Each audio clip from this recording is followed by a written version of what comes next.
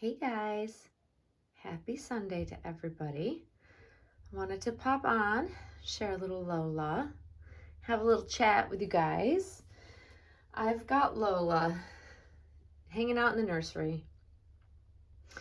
Um, yeah, she's just looking super cute. So, going through like all of the struggles lately, feeling the way I do about my dolls and stuff like that. Um, I'm going to share with you guys what I do to kind of bring me back to the love of my dolls and reconnect with them, because I know that we all go through these struggles, and some of us, move forward and do sell the dolls that we have that struggle with when we lose the bond or feel disconnected, or like they're just not the doll for you anymore for whatever the reasons. But these are some of the things that I like to do that kind of bring me back to being connected with them, um, feeling what I felt like when I first brought them home, type of thing, that sort of thing. So I'm sorry I haven't been on in like, it's been more than a week. I think I did the last video on Saturday last week. It's just been utter chaos. I've also had we've had a loss in the family. So we're dealing with that this week, and my normal crazy busy work life and just, family stuff. So I haven't really had a chance to get back on here. So I feel really bad. I know that a lot of you have messaged me wanting to know what's going on, if I'm okay. Am I selling Monroe? Like, I've had many people reach out, so I appreciate all of your concern. I always think it's wonderful that when things pop up in the community, people, they notice, they ask, they reach out, and I think that's just one of the lovely things of our reborn community. I think it's a beautiful thing. But I am fine. Just dealing with a lot of stuff right now. And as far as like Monroe goes, um, I'm going to talk about some of that in this video. It'll pertain to Monroe. It'll pertain to pretty much any doll that you start to feel like you may be struggling with your connection with. And I've had people ask me many times over, like, what do you guys do? What do you do when you're struggling with something? Or what do you do if you're not liking something? And just, I think this is a time of year for most of us where it's in flux, where the seasons are changing. For me in my area, it's going to start to get really cold and dreary. Rainy, wet, damp. It just kind of gets a little foul. Like, everybody loves the change of seasons in this area until the leaves fall. And then it's just kind of gray for like the rest of the fall and winter months. And it's kind of, none of us, well, most of us, or most of the people I know, don't look forward to the winters here. Not anymore anyways. Like, when I was a kid, it's different when you like to be outside in the snow and play and stuff like that. But when you're an adult, you look at it as just another chore.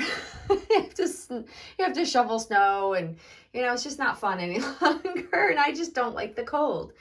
But I do love the fashion of winter. I love what comes with the cold weather for fashion, for myself and for my dolls. So that part of it is the piece of the change that's coming that I enjoy, and I try to focus on and think of like the positive side of things, right? It could be worse.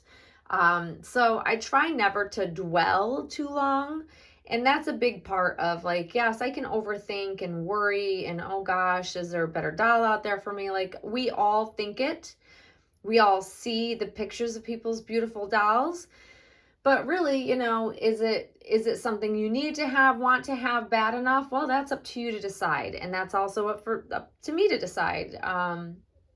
But for me, a lot of times when I feel disconnected, it's simply because I just haven't spent time with my dolls. And that really is the case here, I think. I just haven't had the energy or time to spend lately because of everything going on in my life with my dolls. And so it does kind of create like a distance or a non-connected feeling to them. I really truly feel like it affects me that way.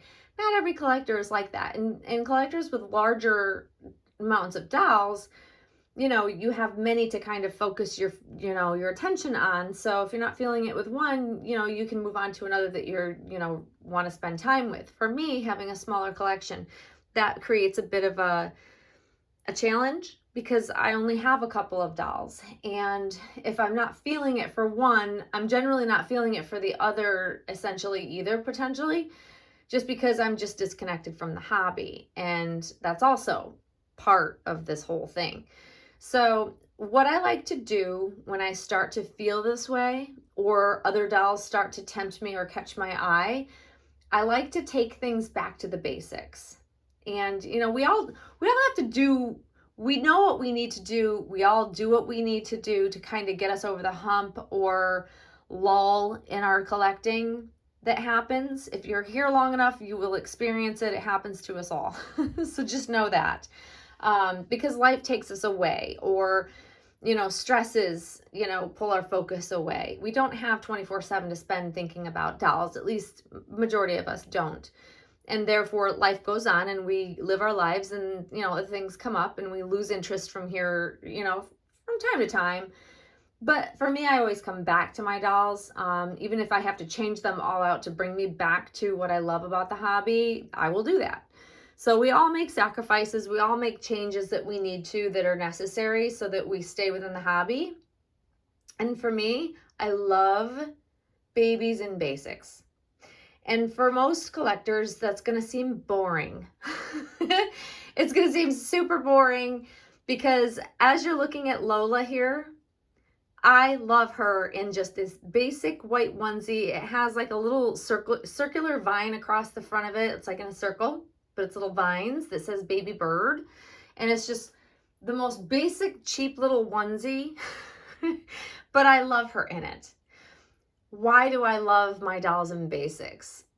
The reason why I bring it back to basics is because it makes me focus on nothing but the doll itself. It takes away all the fluff and frills and prettiness of an outfit, and you get back to the core of what made me fall in love with this hobby and what made me fall in love with each doll. And that's seeing them in just a basic white onesie. If she were a full body silicone, I'd just put her in a diaper, and then I would be able to see the beautiful artwork in which the doll is. Now, I know for a lot of you, it irritates you when I show a doll in a pose like this because you can't see the doll's face. Yep, I get it.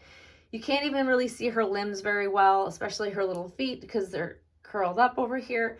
However, I like to position a baby, pose a baby in a way that I would think a realistic newborn would be if they were napping, especially this being a sleeper. Lola's a sleeper. And this is one of my favorite poses to put her in because my babies were side sleepers and they did sleep just like this, like curled up on their side, except they would have something wedged to keep them, back when my kids were little, they had like baby wedges that you could kind of prop them so that they wouldn't roll over onto their stomachs when they were newborns for, the safest, way for them to sleep if they didn't like to sleep on their backs. It's taboo now, I believe. I don't know. It changes all the time. But for me, this is a pose that it reminds me of my own newborn babies when they were wee little babies just born. And that's what brings me back to really appreciating the art for what it is. Art. And that is the true connection I have with these dolls, is the art of them and the art of the realism, the level of, skill with the paint and the way that they've been brought to life. And for me, this position, this pose, seeing her like this literally melts my heart. It literally is what it is 100% about for me. And then it automatically, I feel connected to her again, 100%. So, going back to the basics that make me happy may not be the same thing for other collectors out there. For other collectors, it may mean putting them in a really beautiful outfit, whatever that type of outfit may be, whatever your preference is. For me, less is more, because I didn't put my living newborns in frilly, overly done outfits when they were brand new. Unless it was picture taking time, right? That's the difference. But overall, it was comfort wear. It was onesies, it was sleepers, you know, it was whatever a newborn would be comfortable in because they're sleeping most of the time. So that's why this is what I love. Like in a picture, gorgeous little newborn, just kind of curled up, looking like a newborn would. That's what literally pulls at my heartstrings. I love this baby. She's gorgeous. She really is. She's absolutely gorgeous. And my apologies to those that are irritated by the fact that you cannot see her face. That's done purposely because I'm proving a point here. All of us collectors, when we start to lose a bond with a doll, we start to, especially if it's a really loved doll, we start to stress. We start to get very anxious. At least I do. And friends of mine do. We worry that we're going to end up not wanting the doll anymore, and then you're going to have to sell it and find another one, and just it seems like a chore. Unless you have a doll you see in mind. So I used to just, when I started to feel that way, I would just sell the doll and be done with it and get another one. I have since learned that having some patience and giving it some time, most of the time I'm not ready to part with the doll. It could lead to a regretful sale. I now know better that, you know, these moments and feelings do pass. Not all the time, but for me, most of the time they do pass. And I've had these, you know, thoughts and fleeting moments of, you know, worrying about losing the bond with Monroe, especially over the last 4 years, because it's a long time to have one doll, you know, and it always passes, and then the love comes back for her. And it really does take finding my, you know, favorite outfit to put her in, or back to the basics, or just putting a diaper on her and just letting me see her in just all of her beautiful painting. And, you know, we call it skin, but like I like seeing all of her limbs, because, you know, that's the beauty of the art of what these dolls are. We like to see the painting. And a lot of times we get, you know, into covering up their painting and their beautiful art because we're putting clothes on them. We're putting cute outfits on them. But sometimes it just takes away from it for me. So there's nothing better for me than seeing Monroe in just a diaper. It really is just like my favorite thing. And if I'm not feeling like I want to, you know, take her clothes off of her, and I just want to enjoy her, sometimes I'll just go back and look at my favorite pictures. I have a folder of all my favorite pictures that I move into that folder, so I can go back and look at them if I don't want to take them out of the outfit they're currently in, or I don't have time and I just want to be able to, you know, enjoy them for a moment. You know, pictures are great. That's why we take them, so that we can go back and enjoy them at a later time, or to send on to friends to share or post on social media, you know, all of those things. But that's what it takes for me. That's what I need to do in order to reconnect and really see how I feel, and giving it some time. That's when I figure out, okay, it's either a fleeting moment, it passes by, or it's time to move on and get another doll. And that's really the best way for me to kind of determine that.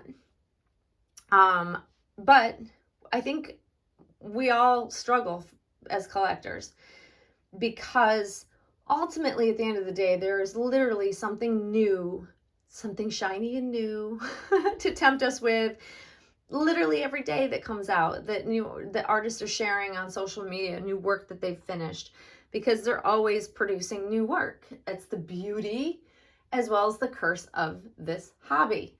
There's always something new to tempt us with. So, you know, the same can be said, like, so for those that stress because they missed out on a doll they really wanted because they weren't fast enough to snag it, another one will come your way. That's why I always say, like, don't stress about the doll that you missed out on, because another one is coming your way very soon. Because it's really true. I have found that over the years, you know, I always found another doll right after I didn't or couldn't get the one I thought I wanted. And usually I was happier with the one that came after the one I missed out on, believe it or not. So things work out how they're supposed to. I firmly believe that. But knowing that we all go through this, there's comfort in just knowing you're not alone, I think. it's tough when you do have these feelings and you're not sure what to do. Luckily, I have many friends that I can certainly reach out to and get their perspective. But really, it always boils down to how we each feel, and everybody's different. What works for me won't necessarily work for somebody else, and we just have to appreciate and respect that we're all different. Also, why this hobby is so great, because like I said 1,000 times now, probably, there's no wrong way to collect, and that's the joy of it. But as long as you're happy, that's all that really matters at the end of the day. Yes, sometimes people get upset when you let a doll go, especially if you make videos on a regular basis and the doll is very much loved. That's hard for some people. It's happened in the past when people have been upset when I've let certain dolls go, but it is kind of par for the course. It's nature of this hobby. And as long as people expect that, dolls will come and go, it's just, and the collector that is spending their money on the dolls have to be the ones that are happy. We don't buy, and I certainly don't buy to please the masses that are watching my YouTube channel. Like, it's just such a small snippet of, life in my world, and I do enjoy my dolls outside of YouTube or social media. So it's important that I love, the dolls that I have. So that being said, I hope you enjoy seeing little Lola.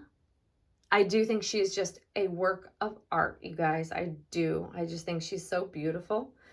I love how she's painted, and just putting her in this white onesie showcases all of her beautiful paintwork. I just think that her artist is just amazing. And I'm still finding little details now, how many months after I've had her, that I didn't notice before, which is always so fun.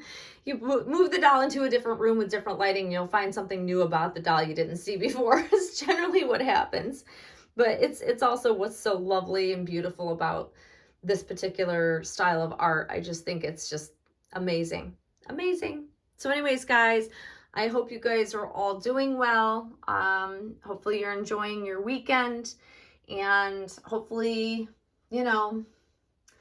this may help someone out there that might be struggling the same way I am these days.